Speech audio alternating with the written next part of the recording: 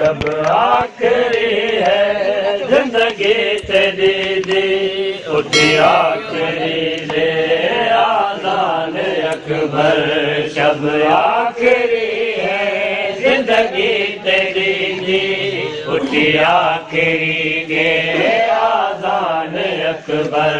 शब आखिरी है जिंदगी तेरी दी उठी आखिरी दे आज़ान अकबर शब आखिरी है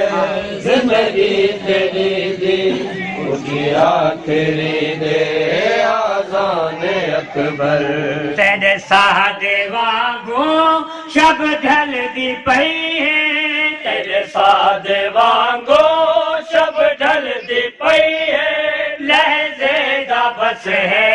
मेहमान अकबर शब आखिरी है जिंदगी तेरी दी उठी आखिरी दे आज़ान अकबर शब आखिरी है जिंदगी तेरी दी उठी आखिरी दे आज़ान अकबर तेरे सादे वांगू शब ढलदी पई है तेरे सादे वांगू शब ढलदी पई है लहज़े दा बस है मेहमान अकबर शब आखिरी है जिंदगी तेरी दी उठी आखिरी दे आज़ान अकबर तारा फजर दा हो याद लोहे आज़ान अकबर की शुरू है तारा फजर दा हो याद नूरे आज़ान अकबर की शुरू है कल नबवी लहजे विच कौन देसी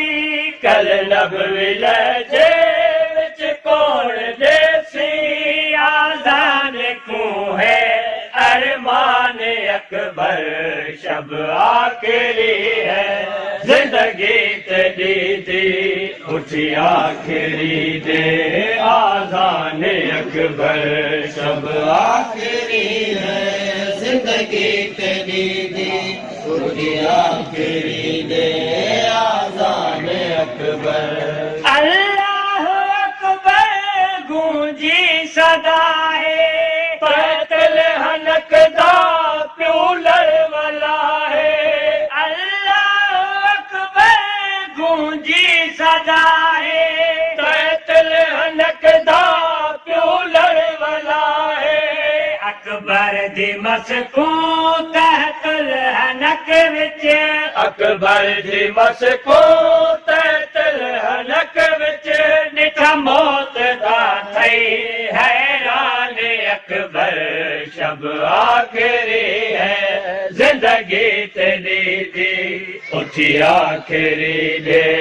आज़ान अकबर शब आखिरी है जिंदगी तेरी दी उठी आखिरी दे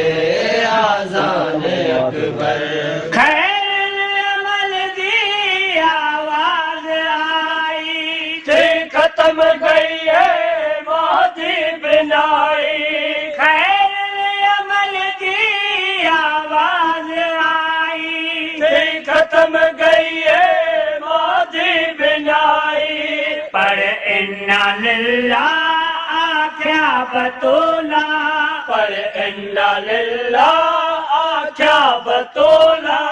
तेरी मौत दा है ऐलान अकबर शब आखिरी है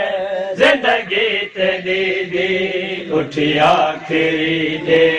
आज़ान अकबर शब आखिरी है जिंदगी तेरी दी उठी आखिरी दे आज़ान अकबर आज़ान आखिर मुक गई कली में आपग बधाई ज़िब्र अज़ीम आज़ान आखिर मुक गई कली में आपग बधाई ज़िब्र अज़ीम बचड़े कुंजी दे मैयत बना के पचड़े को जींदे मैयत बना के प्यूआ दातुर वञे मैदान अकबर जब आखिरी है जिंदगी तेरी दी उठिया